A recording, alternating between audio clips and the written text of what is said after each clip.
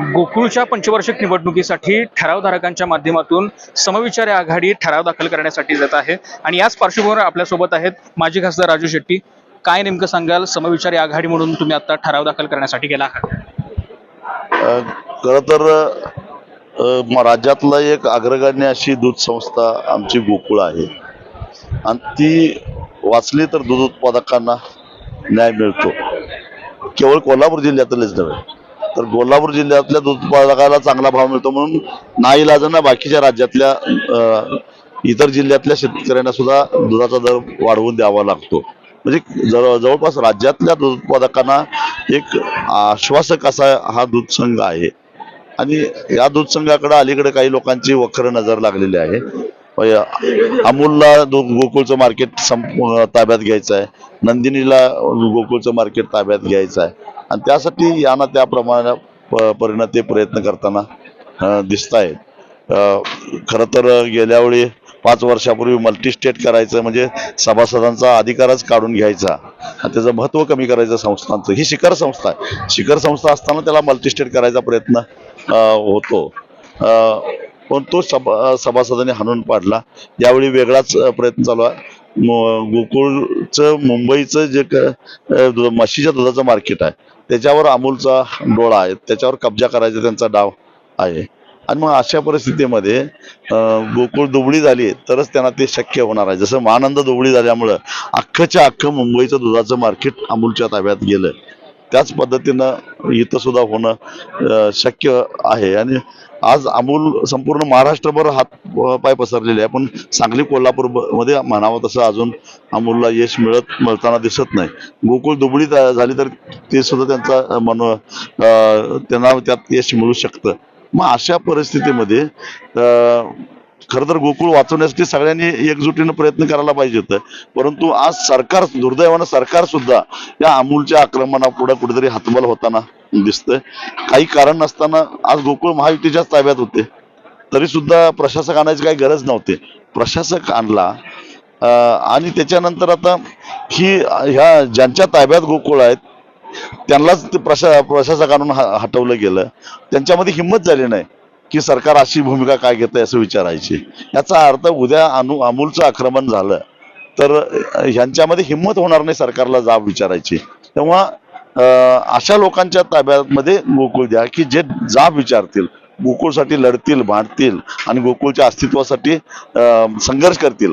अशा लोकांच्या ताब्यात जर का गोकुळ दिला तरच गोकुळचं अस्तित्व टिकून राहील, ही आमची भूमिका आहे. मुळात आपण आता एक उल्लेख केला महायुतीच्या नेत्यांमधला जो अंतर्गत वाद असा नेमकं कशामुळे झाला असेल असं वाटतं? कारण हे दोन अंतर्गत जे मुद्दे आहेत, आमदार शिवाजी पाटील देखील आक्रमक झाल्याचं आपल्याला पाहायला मिळत होतं आणि नामदाराचे मुश्रीफ आहेत यांच्यावर थेट आरोप करताना आता तेच दोघं त्याच्यावर प्रकाश टाकतील. एकमेकाच्या विरोधात भांडले कशासाठी आणि एकत्र कशासाठी आले, त्याच्यामुळे काय तात्विक भूमिका होती त्याच्यावर तेच प्रकाश टाकतील. आता एकंदरीत जर बघायला गेलं तर यामध्ये प्रशासक आणण्यामध्ये मोठी जबाबदारी होती ती महायुतीतल्या काही नेत्यांकडूनच. 100%. मग काय विरोधी पक्षांच्या दबावावर सरकार प्रशासकांत त्यांच्या राताळीमुळेच आणि निवडणुका झाल्यानंतर सुद्धा जर का दुर्दैवानं सभासदांनी त्यांच्याच ताब्यात दिला तर पुन्हा हेच होणार आहे. एकूण आपण ठराव नेमके किती दाखल करणार आहे? आता आकडा सांगितला मगाशी 1851 झालेले आहेत आणि ही संख्या वाढलेली दिसेल तुम्हाला थोड्या दिवसात. महायुतीकडून जर बघायला गेलं तर 5000च्या आसपास जास्त करून ठराव दाखल होणार अशा मुळामध्ये मतदानाला पात्र असणाऱ्यांची संख्या 4700 असताना 5000च्या वर दाखल होणार म्हणजे कसं होणार? काय ते सुद्धा ईव्हीएम सारखंच काय आहे का मला माहित नाही. मग मुळात जर बघायला गेलं तर यामध्ये वारंवार जे आकडा फुगीर आकडा जो होतोय महायुतीकडून तसा होतोय असं आपल्याला वाटतंय? 100% होतो. प्रत्येक जण गोकुळमध्ये आपल्या गटाला जास्तीत किंवा आपल्या पक्षाला जास्तीत जास्त उमेदवार मिळावेत यासाठी आकडे फुकवून सांगतायत. आपल्या तालुक्यातून नेमके किती दाखल झाले? शिरोळ तालुक्यातून शिरोळ तालुका जागृत तालुका आहे, त्यामुळं शिरोळ तालुक्यातून तुम्हाला मतदानातून दाखवून देतो आम्ही कसं झालंय ते मतदान. साहेब, एक वेगळा प्रश्न असा की लोकप्रतिनिधींकडून एक ठराविक असे आरोप केले जात आहेत. आमदार सतीश पाटील यांनी देखील एक खुलासा केला की काही लोकप्रतिनिधींनी टक्केवारीचं जे प्रमाण आहे ते जास्त करून वाढलेलं आहे आणि त्यांचे काही व्हिडिओ व्हायरल झाले. आता तो व्हिडिओ मी बघितलेला आहे आणि असे वारंवार आता होणार असं दिसतंय, कारण ठेकेदार खवळलेले आहेत की एकतर त्यांचं पेमेंट होत नाही आणि टक्केवारी मात्र रोखीने घेतली जाते. त्यामुळे हे खवळलेले ठेकेदार हळूहळू एक एक व्हिडिओ आता बाहेर काढतील आणि माझा त्यांना सल्ला आहे, अवश्य त्यांनी काढावा.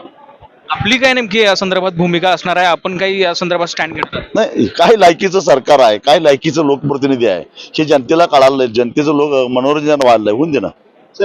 जनतेचं प्रश्न घेऊन तिथं आमदार भांडतात, काहीतरी बोलतात, समस्या सोडवण्याचा प्रयत्न करतात आणि मंत्री मात्र गावातच राहतात. मला वाटतं की त्यांना एवढा जिल्ह्यात रस असेल तर त्यांनी आपलं मंत्रिपद सोडून द्यावं.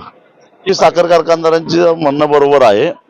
सरकारनं खरं तर सहकार मंत्री केंद्राचे गेल्या महिन्यामध्ये आले होते इथं, गेल्या आठवड्यात त्यांनी सगळी घोषणा केली, पण एक घोषणा केली असती तर साखर उद्योगाला दिलासा मिळाला असता, तो म्हणजे साखरेची MSP वाढवणे. ती न करता बाकीच भलती सलती घोषणा करून गेली. त्याला काय अर्थ आहे? त्यात आणि काही टक्केवारी खाण्याचा उद्योग असेल, दुसरं काय. नेमकं आपलं तर ठरावधारकांना नेमकं आता आवाहन कसं असणार आहे? कारण तुम्ही म्हटला की आणखी वाढण्याची जी आहे ठराव वाढणार नाही, ठरावाचा आकडा वाढणार आहे, पण प्रत्यक्षात तिथं बसणारे काय दूध कोळे आहेत काय? सरकारी अधिकारी आहेत, ते छाननी करूनच घेणार ना ठराव. ते जो अधिकृत असेल तोच ठराव होईल. ते 4600च्या पुढे आकडा जाणार नाही, परंतु हे नेत्यांच्या भाषणातले आकडे वाढत चाललेले आहेत. हे म्हणजे एक आकडा वाढवून सांगायचा आणि माझ्या एवढ्या समर्थकांना उमेदवारी द्या ही मागणी करायची, हे दुसरं काय त्यात. दबाव आणला जातोय अशी काही आहे आपल्याकडे? नाही, कोल्हापूर जिल्ह्यातले संस्था चालक सुद्धा बेरकी आहेत, ते असं कुणाच्या दबावाला बळी पडत नाहीत. सगळे आता आपण पाहिलं.